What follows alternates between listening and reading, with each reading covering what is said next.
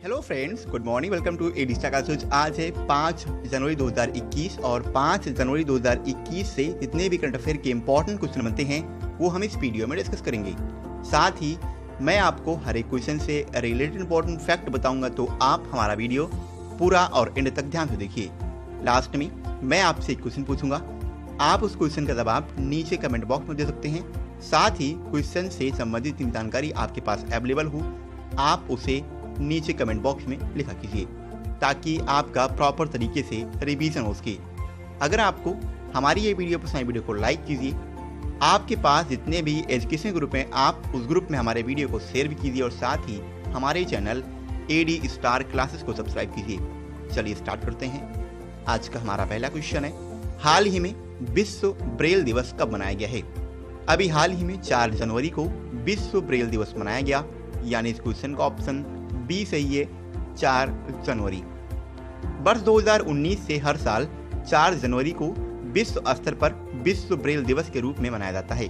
यह दिन दृष्टिबाधित और दृष्टिविहीन लोगों के लिए मानवाधिकार हासिल करने में संचार के साधन के रूप में ब्रेल के महत्व के बारे में जागरूकता बढ़ाने के लिए मनाया जाता है।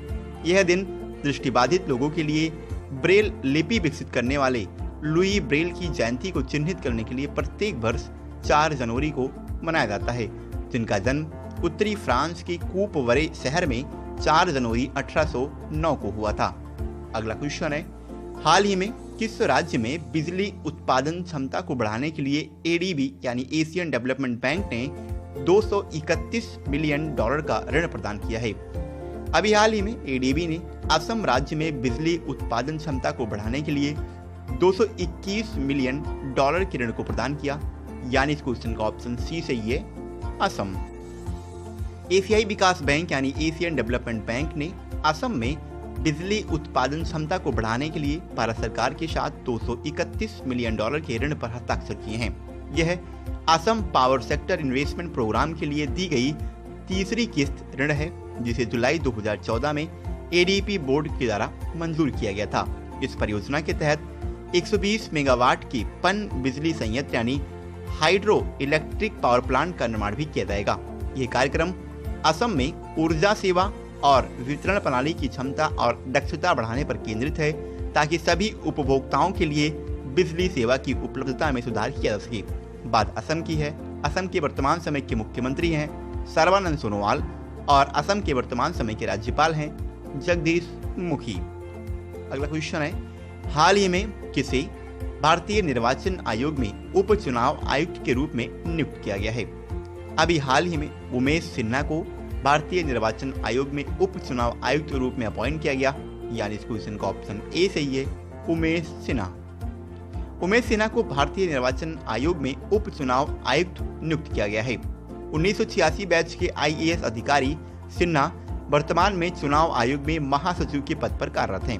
मंत्रिमंडल की नियुक्ति समिति ने 31 सितंबर 2020 से 6 महीने की अवधि के लिए अनुबंध के आधार पर उप चुनाव आयुक्त के रूप में उमेश सिन्हा की पुनः नियुक्ति की अवधि में विस्तार को मंजूरी दे दी है। इसके साथ ही उनका कार्यकाल 30 जून 2021 को अब समाप्त होगा। साथ ही सिन्हा चुनाव आयोग द्वारा चुनाव प्रचार के दौरान उम्मीदवारों के चुनाव खर्च को संशोधित करने के मुद्दे पर गठित एक समिति का हिस्सा भी होंगे। बात है मुख्य चुनाव आयुक्त की, तो मुख्य चुनाव आयुक्त का गठन 25 जनवरी 1950 को हुआ था।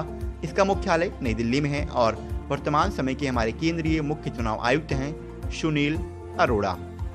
अगला क्वेश्चन है, हाल ही में शांतनु महापात्रा का निधन हुआ है, वह कौन थे? शांतनु महापात्रा ये एक संगीतकार थे, यानी इस क्वेश्चन का ऑप्शन ए सही है, संगीतकार, और इनका हाल ही में निधन हो गया है। प्रसिद्ध उड़ीसा के संगीतकार शांतनु महापात्रा का निधन हो गया है। वो लता मंगेशकर, मन्ना डे और एमडी रफी जैसे दिग्गजों के साथ काम करने वाले पहले उड़िया संगीतकार होने के साथ साथ हिंदी, बंगाली, असमिया और तेलुगु फिल्म उद्योगों में भी काम करने वाले पहले संगीतकार भी थे। महापात्रा ने अपने 3 दशक लंबे कैरियर के दौरान सैकड़ों उड़िया फिल्में, गाने और यात्रा शो के लिए भी संगीत तैयार किया है।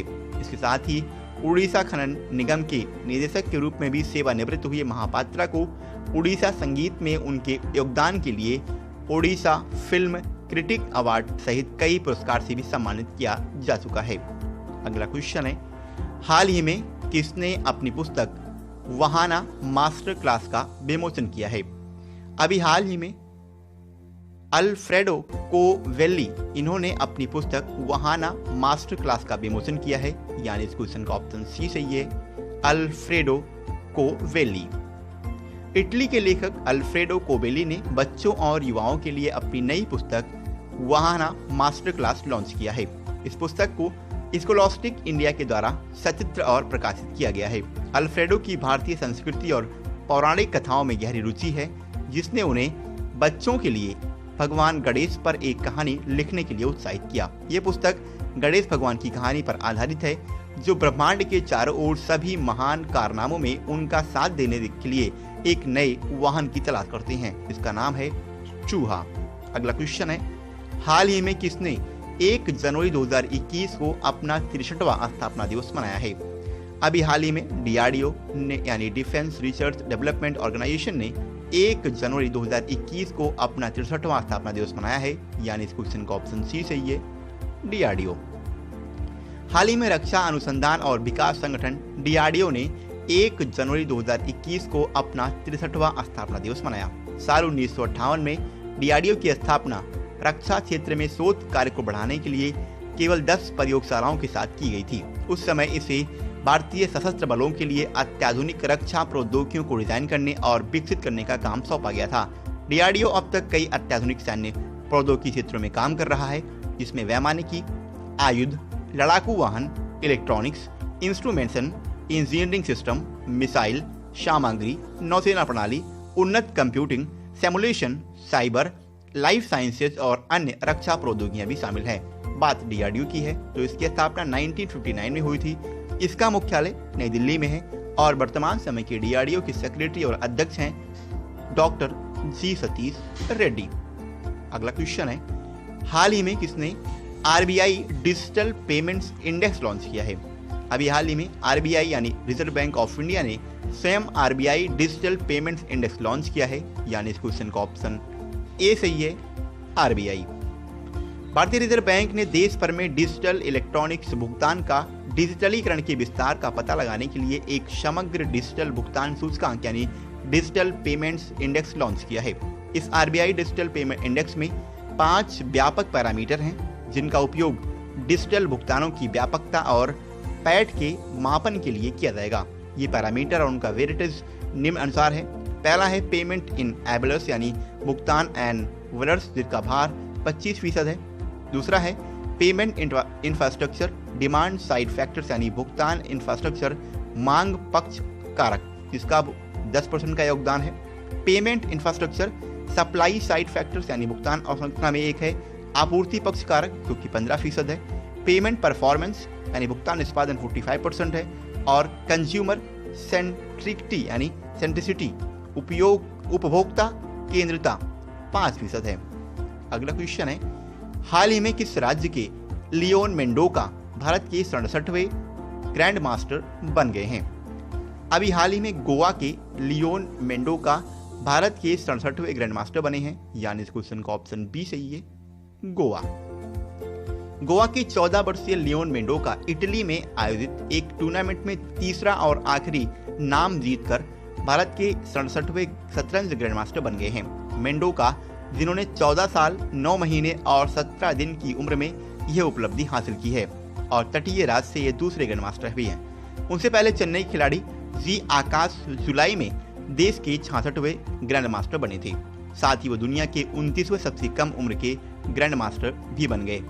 गोवा के पहले ग्रैंड मास्टर इवाना मारिया फटाडो हैं, जिन्होंने ये उपलब्धि 2011 में हासिल की थी। खिलाड़ी ने रीगो शतरंज जीएम राउंड रॉबिन में अपना पहला जीएम नाम हासिल किया, जबकि दूसरा नवंबर में बुडापेस्ट में और इटली के बर्गनी कप में तीसरा और आखिरी नाम हासिल किया है। लास्ट आपसे क्वेश्चन किया गया था, हाल ही में किस राज्य में भारत के पहले पोलिनेटर पार्क का उद्घाटन किया गया है? इस क्वेश्चन का ऑप्शन बी सही था, उत्तराखंड, और लगभग सभी विद्यार्थियों ने इसका सही आंसर दिया। एक बार मैं आपसे फिर कहूंगा, आपके पास क्वेश्चन से संबंधित जानकारी अवेलेबल हो, आप उसे नीचे कमेंट बॉक्स में लिखा कीजिए। आज का हमारा क्वेश्चन है, हाल ही में किसे रेलवे बोर्ड के नए अध्यक्ष एवं सीईओ के रूप में नियुक्त किया गया है। क्वेश्चन के 4 ऑप्शन है, सौरभ गांगुली, विकास त्रिपाठी, सुनीत शर्मा और सुनील कुमार। एक बार मैं आपसे फिर बोलूंगा, आपके पास क्वेश्चन से संबंधित जितनी जानकारी अवेलेबल हो आप उसे नीचे कमेंट बॉक्स में लिखा कीजिए ताकि आपका कंप्लीटली रिवीजन हो सके। तो आज के लिए इतना ही। अगर आपको हमारी ये वीडियो पसंद आई, वीडियो को लाइक कीजिए। जय हिंद।